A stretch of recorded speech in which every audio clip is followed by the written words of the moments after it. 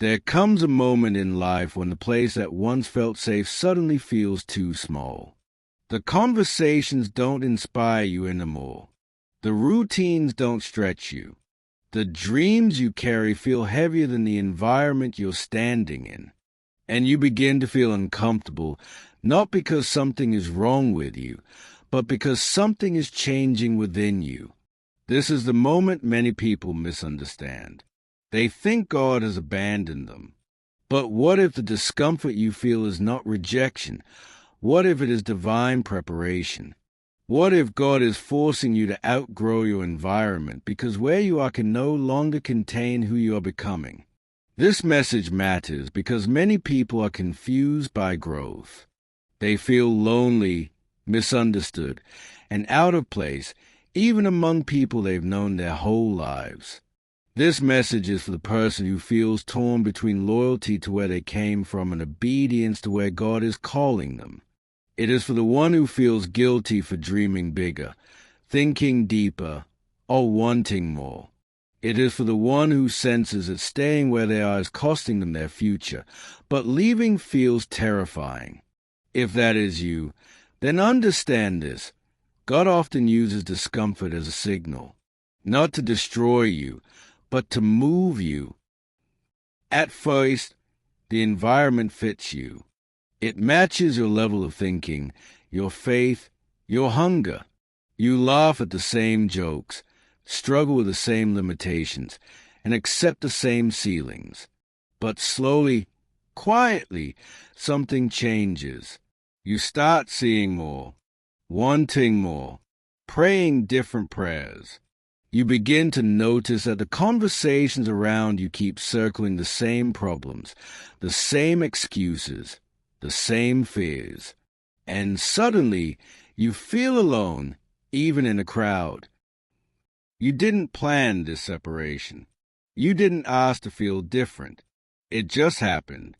Growth is a way of isolating you before it elevates you. And that isolation hurts, because it often comes with misunderstanding. People say you've changed, as if growth is a crime. They say you think you're better, when in reality, you're just becoming more aware.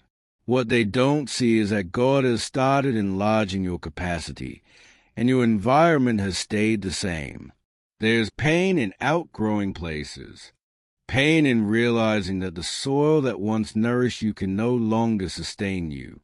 But a plant that stays in a small pot too long does not remain humble.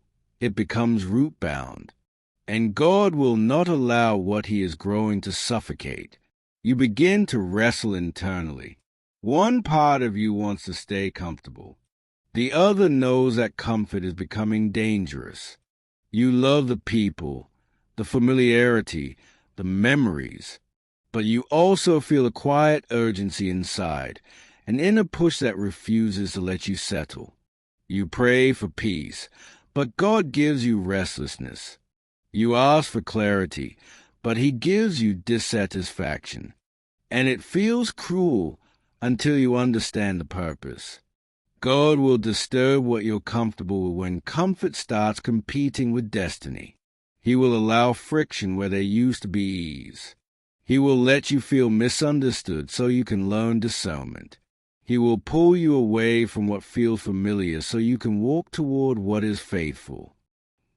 Outgrowing your environment is not arrogance.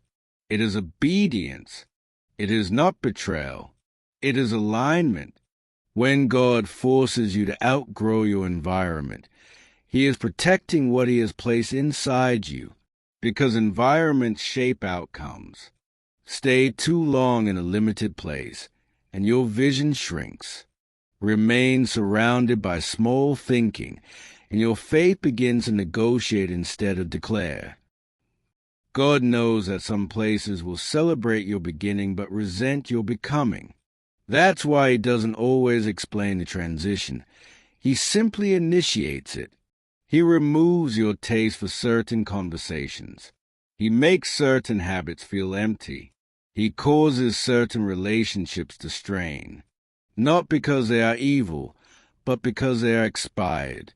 There are environments that were assigned to your past, not your future. And if you insist on staying, you will delay what God is trying to deliver. Think about it. Every major shift in the Bible involved movement. Abraham had to leave. Moses had to leave. Joseph was removed. Ruth relocated.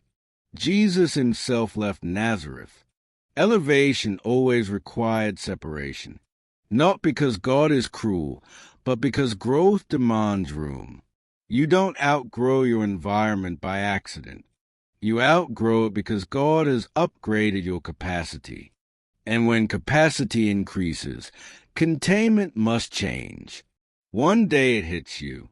The discomfort isn't punishment. It's permission. Permission to evolve. Permission to step forward without apology. Permission to let go without hatred. You realize you're not running away. You're being sent. And in that realization, the guilt starts to fade.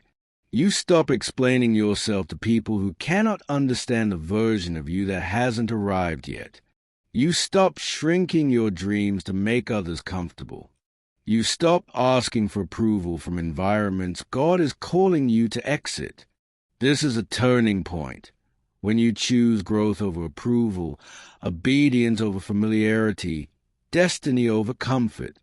If God is forcing you to outgrow your environment, don't fight it. Don't numb it. Don't ignore it. Lean into it. Trust that the same God who made the environment comfortable once has now made it uncomfortable for a reason. He is not taking anything from you.